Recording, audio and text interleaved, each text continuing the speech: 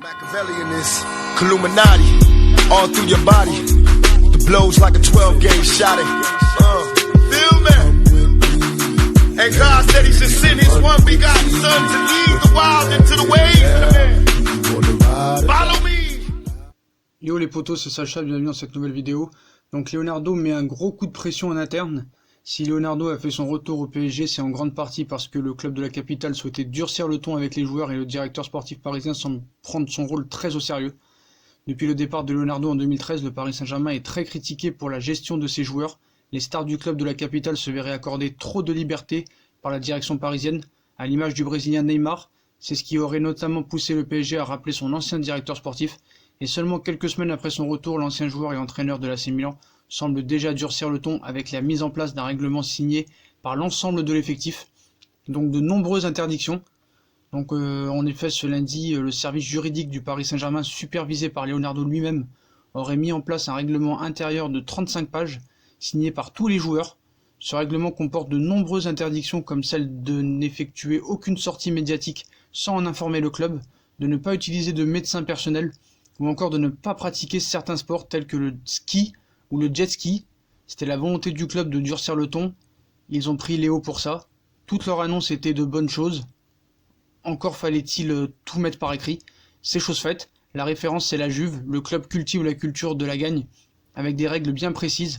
Paris est entré dans une gestion 2.0, c'est bien, a expliqué une source proche du club. Donc moi je trouve ça très bien, donc il durcit le ton. Il est revenu en place pour mettre de l'ordre, on le sait. Il a durci le ton en interne, c'est très bien. Un règlement intérieur de 35 pages, c'est très très bien. Donc l'interdiction aussi de gérer des propos sortis médiatiques sans en parler au club au préalable, c'est très bien. L'interdiction également d'employer des médecins personnels ou la liste des sports que le joueur n'a pas le droit de pratiquer, c'est très bien aussi.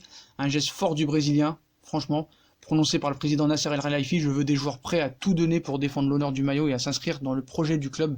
Ceux qui ne veulent pas ou qui ne comprennent pas, on se voit et on se parle. Il y a bien sûr des contrats à respecter, mais la priorité désormais est l'adhésion totale à notre projet. Une nouvelle politique confirmée par un proche du club, comme on vous l'a dit, en témoigne ses propos. Voilà, donc ça c'est très bien, c'est très très bien.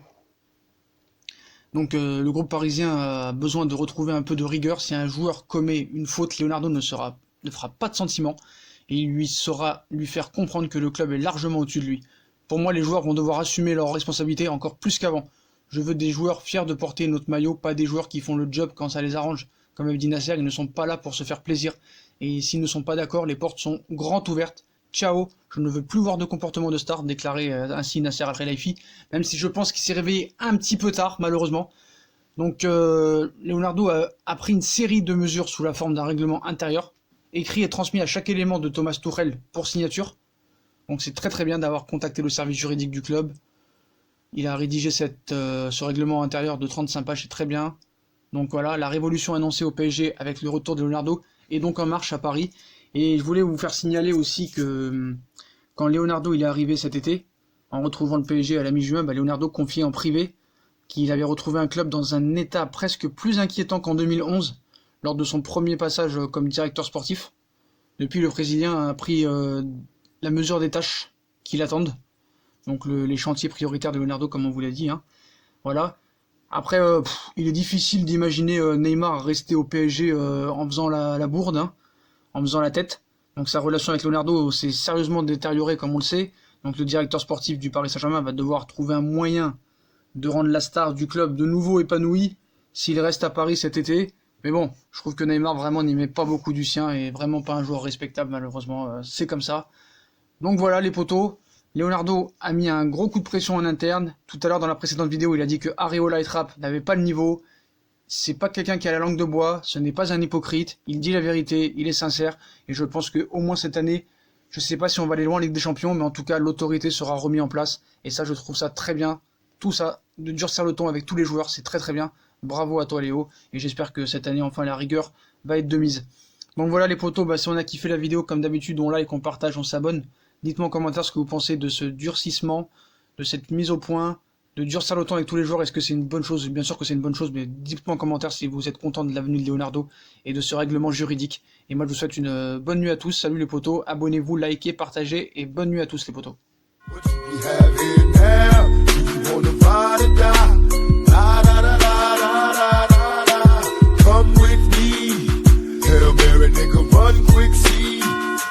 we have here.